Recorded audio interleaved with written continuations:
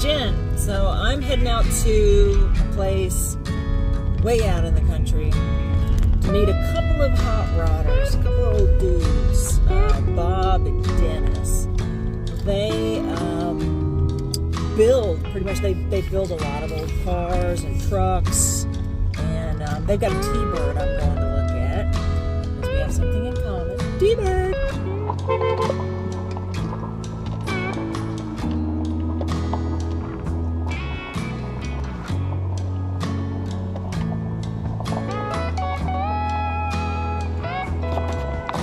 Welcome to the little community of Sweet Lips out here. If you've never been to Sweet Lips, you've missed the ninth wonder of the world.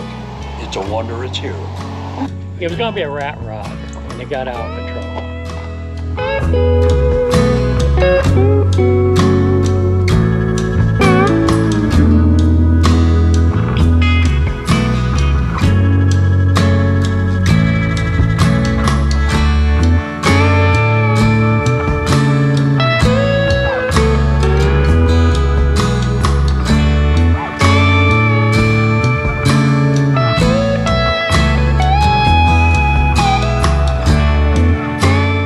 There, we got more projects than we'll ever finish at our age.